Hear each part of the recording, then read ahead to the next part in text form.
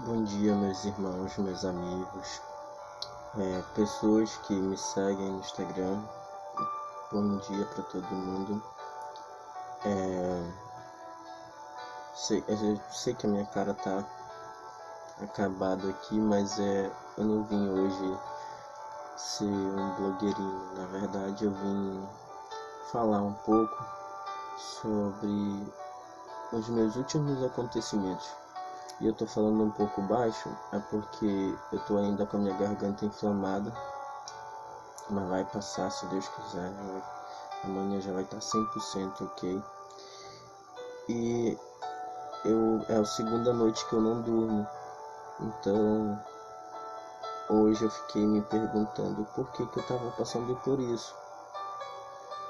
E aí então eu fui buscar a quem? Ao meu melhor amigo, que é Deus. E pela primeira vez desde quando eu me conectei com Deus de verdade, assim que eu me conectei, porque ele sempre esteve conectado comigo, eu não estava sentindo a presença dele. É como se ele tivesse desistido de mim. E então eu tenho uma Bíblia aqui no meu quarto. Essa Bíblia eu ganhei de presente. E uma vez um ex-patrão meu até comentou comigo sobre que Bíblia não deveria ser vendida, deveria ser doada. Tem muitas empresas e órgãos que fazem isso. Eles doam. Mas nem sempre é assim.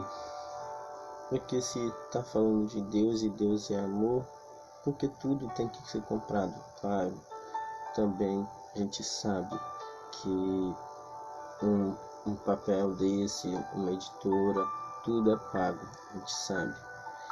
Mas para isso existe doações, dízimos, enfim. Não é esse o motivo da conversa.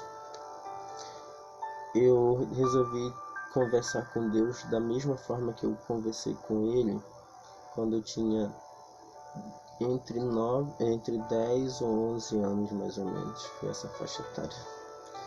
Eu estava dormindo na sala da casa da minha avó e eu sempre fui uma criança muito ansiosa. Eu sofria por antecedência, ainda sofro por antecedência, como diz o meu amigo. E assim, contudo, certa noite eu acordei pela madrugada, não conseguia dormir. E nessa noite eu estava dormindo na rede, na sala da minha avó. E na sala da minha avó existe uma Bíblia, que é uma Bíblia que eles usam mais para lá pro norte, nordeste, eles usam mais para enfeitar a sala, que é uma Bíblia decorativa conhecida. Tem imagens, várias coisas, é muito bonita e grande, um livro bem grande e grosso. Então, com isso, eu vi que eu senti na verdade que Deus queria falar comigo. E acendi a luz da sala, abri aqui a Bíblia.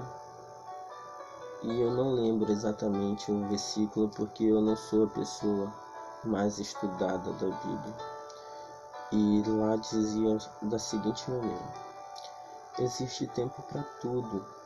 Existe tempo para sorrir, para chorar, para viver, para morrer, para plantar, para colher.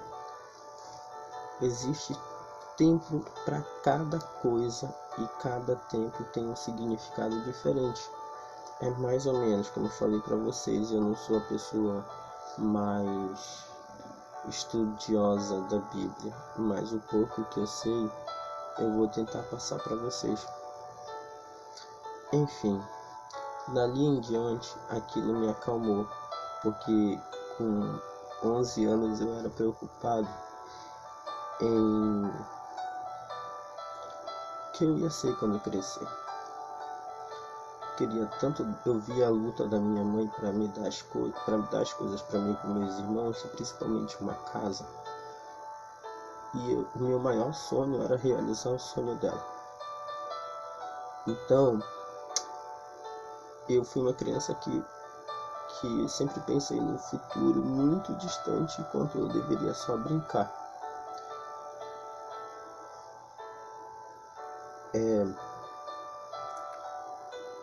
E dali daquele dia em diante eu vi que era Deus que tinha tocado no meu coração, tinha falado comigo. E sempre achei que tinha um motivo para aquela noite, para Deus ter falado comigo. Sempre achei que ia chegar um momento. E às vezes eu tinha uns sonhos bem diferentes. E eu não conseguia entender, como até hoje eu não consigo entender.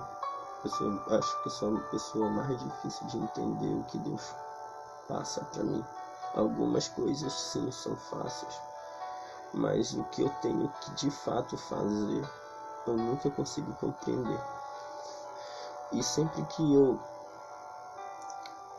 oro, eu peço para Deus me transformar, não na obra que Ele tem para a humanidade, mas que eu seja apenas uma ferramenta. E só de eu ser essa ferramenta, eu vou estar grato, satisfeito e honrado de estar sendo uma ferramenta para a obra de Deus. Essa semana eu estive muito doente e na terça-feira eu pensei até que não fosse conseguir.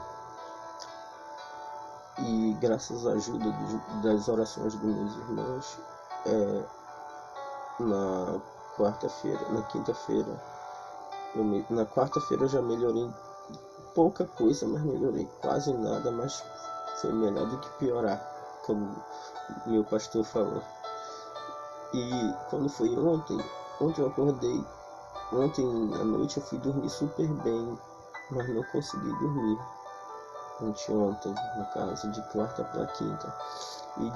E ontem, de quinta para sexta, que é hoje, também não consegui dormir.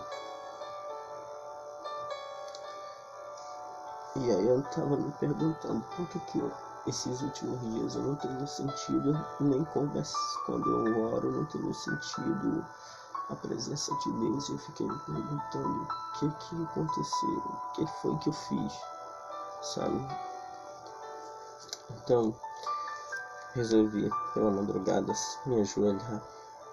Inclusive eu tô sentado aqui do lado da cama e abri a Bíblia da mesma forma que eu abri quando eu tinha menos de 11 anos de idade.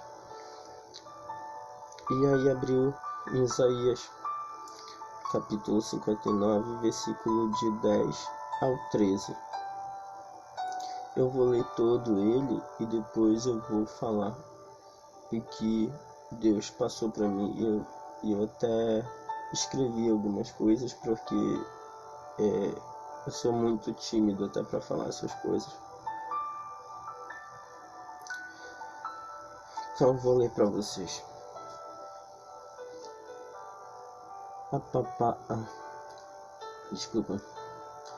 Apalpamos as paredes como cegos, sim, como os que não têm olhos. Andarmos e apalpando, tropeçando ao meio-dia, como nas trevas, e entre os robustos somos como os mortos. Todos nós bramamos como os ursos e gememos como pombas. Esperamos o juízo e não há salvação. Desculpa, gente, aqui a minha garganta ainda tá bem ruim. E aí e a letra da minha Bíblia é muito pequena. Eu vou repetir. Todos nós, o versículo 11. Todos nós bramamos como ursos e gememos como pombas. Esperamos o juízo e não o há. A salvação, e ela está longe de nós. Porque as nossas transgressões se multiplicam perante a ti, e os nossos pecados testificam contra nós, porque nossas transgressões estão conosco, e conhecemos a nossa iniquidades. Como o prevaricar, o mentir contra o Senhor, e retiramo-nos do nosso Deus, o pregar opressão e rebeldia, o conceder e proferir do coração palavras de falsidade. Como falei para vocês, desculpa, eu não tenho esse hábito de falar pessoalmente assim. Sei lá, eu sei que não tem ninguém me vendo pessoalmente, mas eu ainda sou mesmo assim tímido. Então eu vou falar um pouquinho de cada versículo e o que eu compreendi, tá? Qualquer coisa eu anoto depois para vocês lerem na Bíblia de vocês, ou pesquisar na internet também.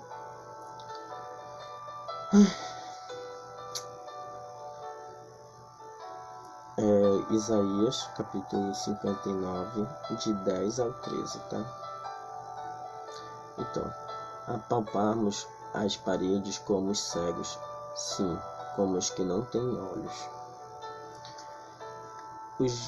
Tem um velho dizer que só acredito vendo, não tem nada a ver com isso. Com o que estão aqui, ou que eu falei para vocês, mencionei. É apenas que você só quer enxergar o que faz bem para você. É mais ou menos isso. Talvez para você, agora que vai me ouvir falar isso, talvez não sirva nesse exato momento como nada, não soe como nada, mas para o seu amigo, para sua família, talvez isso seja muito importante. Então, vamos lá.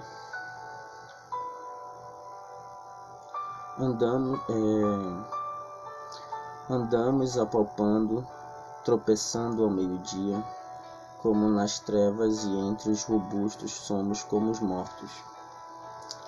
Nós experimentamos através de 5 sentidos, né? Que a gente experimenta vendo, por incrível que pareça. A gente experimenta no paladar, no olfato, então na audição e no tato. E isso é uma coisa que bem esse versículo fala, que às vezes a gente se põe para Deus como se fossem pessoas que não enxergam, que precisa provar, que precisa sentir o tato, que precisa estar dentro de... Ou seja, aquele velho dizer que quando a nossa mãe falava assim: minha filha ou meu filho, não faça isso porque é errado, vai dar errado, ou algo semelhante, é porque ela já sabia. Mas mesmo assim, nós como filhos, sempre teimosos, a gente precisava experimentar, porque só porque não deu certo com você não quer dizer que comigo daria. Então isso é uma coisa que muitas das vezes todos nós como seres humanos estamos fazendo durante todo o nosso período de vida na Terra. Aí depois vem: todos nós nos brabamos como ursos e gememos como pombas. Isso é muito interessante, porque hoje a vida é tão competitiva mesmo, que eu escrevi aqui: sempre que achamos que estamos certos ou cheios da razão, e ai de quem discordar disso, às vezes até mesmo errado, a gente ainda se acha na razão pelo simples fato de estar acostumado em estar nessa posição. Então, às vezes a gente se enche o pulmão como se fosse um urso levantando para se expor para defender a sua opinião ou algo semelhante. Mas no fundo do coração, nós gememos como pomba. Por quê? Porque independente da sua posição financeira, social ou não, porque até mesmo o rico depende do pobre. Então, todo mundo precisa de alguém. Então, isso é uma coisa muito real da vida das pessoas de hoje em dia. É se encher de razão e muitas das vezes não se colocar no lugar da pessoa, se impor, principalmente agora no período de pandemia que nós tivemos. É uma coisa que muitas das pessoas tiveram, e isso foi bom pelo fato da humanidade, mas foi ruim porque a gente teve muitas perdas e eu tive duas, então é muito difícil. Então, ainda no versículo 11, esperamos o juízo e não há a salvação, e ela está longe de nós. Eu sempre falo que aqui eu anotei umas coisinhas para ficar bem mais fácil. Uma vez um ungido de Deus, que eu falo que é uma pessoa que Deus fala por ele, e isso me cativa mais ainda a estar buscando a Deus, que ele disse assim: Sidney, todo mundo peca e todos os dias vai fazer isso durante a vida inteira. Mas mesmo que mesmo os que estão fora ou dentro de uma igreja ou religião, né, assim seja, mas como bons filhos, a gente vai sempre estar tentando nos consertar e principalmente estar evitando esse tipo de situação e sempre buscando o perdão de Deus, que é o mais importante. Você pegar, por mais que hoje você tenha pecado 1, 2, 3, 4 vezes, o importante mesmo é você simplesmente chegar na sua casa antes de dormir ou acordar, agradecer até pela oportunidade de ter pecado e depois pedir o perdão de fato, mas não pedir aquele perdão da boca para fora, mas sim de fato pedir o perdão que é o que você gostaria, sabe? Aí quando alguém erra muito feio com você e você, só uma desculpa não vai ser o suficiente. Você tem que sentir que realmente a pessoa está arrependida. Então existe muita diferença entre perdoar e aceitar. Então isso é um fato que eu acho que é muito importante nessa parte do versículo. E já no versículo 12, porque nossas transgressões se multiplicam perante a ti, e os nossos pecados testificam contra nós, porque as nossas transgressões estão conosco, e conhecemos a nossa iniquidade. Aqui eu estava falando para vocês sobre... Aqui. Deixa eu só ver bem aqui, tá? Se eu tô acompanhando direitinho com vocês as minhas anotações, porque tá cheio de rabisco aqui que eu fiz a madrugada toda, que é para eu tentar explicar para vocês a minha interpretação de uma noite com Deus. Então, quem aqui nunca contou uma mentira para o seu pai ou para sua mãe? E mesmo sabendo que é errado, e no fundo do coração sentiu um gosto amargo, E com algum tempo, alguns de nós, não são todos, apenas alguns de nós. Eu tô suando assim, é só para falar para vocês, porque como eu ainda tô doente, eu tô tomando remédio e eu tô suando por causa do remédio. Então,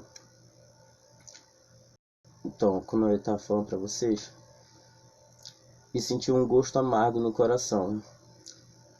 E com o tempo, alguns de nós, eles vão se acostumando com a mentira, que se torna até fácil mentir para o pai ou para a mãe. Outros não, isso é uma coisa surreal. E amém para você que não consegue mentir para o seu pai e para sua mãe, mas eu já menti muito, muito para minha família, muito, muito, muito. Por vários motivos eu menti, e um deles era porque eu estava me conhecendo ainda, então eu não sabia em que mundo eu vivia. Então isso foi uma coisa muito que eu fazia, não por prazer, mas eu fazia com muita frequência. Então, ficou tão acostumado que se tornou mentiras, e às vezes até mente para cobrir uma outra mentira.